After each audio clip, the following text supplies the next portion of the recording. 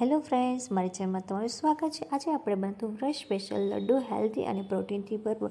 તમને આ ફૂલ રેસીપી મારી યુટ્યુબ વિડીયોમાં મળી જશે, તેની લિંક મેં કેપ્શનમાં આપેલી છે। પહેલાં તો આપણે એક પેન લઈશું। પેનમાં આપણે અડધો કપ શિંગદાણા શેકી લઈશું। શિંગદાણા આપણે આછા ગુલાબી કલરના શેકવાના છે।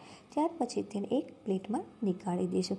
ફરીથી આપણે પેન લઈશું, તેમાં આપણે તલ લેવાના છે। તલ મેં 1/4 કપ લીધેલા છે, તેને આપણે 2 મિનિટ માટે શેકી લઈશું। ત્યાર પછી શિંગદાણા એક કાપડમાં લઈને તેના ફોતરા નીકાળી લઈશું।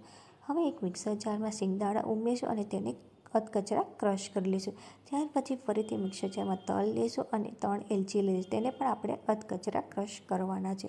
પછી તેમાં આપણે ડ્રાયફ્રૂટ પાવડર ઉમેરીશું। તેમાં મેં અખરોટ, કાજુ અને બદામ લીધેલા છે। હવે એક પેન લઈશું, પેનમાં અડધો કપ ખાંડ ઉમેરી દઈશું। ખાંડ ડૂબે એટલું આપણે પાણી ઉમેરીશું। ગેસની ફ્લેમ આપણે સ્લો જ રાખવાની છે અને આપણે ચાસણી બનાવવાની છે। ચાસણીમાં આપણે થોડી ઘટ થાય એવી જ બનાવવાની છે। એક તારની ચાસણી ન બને તો પણ ચાલે।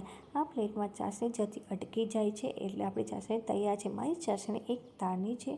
હવે આપણે 2 ચમચી દૂધ ઉમેરીશું અને દૂધમાંથી પરપોટા નીકળવા લાગે એટલે આપણે જે ક્રશ કરીને શિંગદાણા, તલ અને ડ્રાયફ્રૂટ રાખ્યા હતા તે ધીમે ધીમે કરીને ઉમેરી લઈશું અને હવે ગેસની ફ્લેમ બંધ કરી દઈશું અને સારી રીતે મિક્સ કરી લઈશું। મિક્સ થઈ જાય એટલે તેને ગેસ પરથી નીચે ઉતારીને તેને એક પ્લેટમાં નીકાળીને ઠંડુ પડવા દઈશું।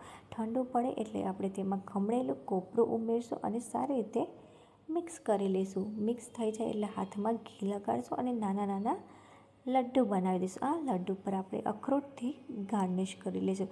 જો તમને મારી રેસીપી ગમે તો મારી ચેનલને સબસ્ક્રાઈબ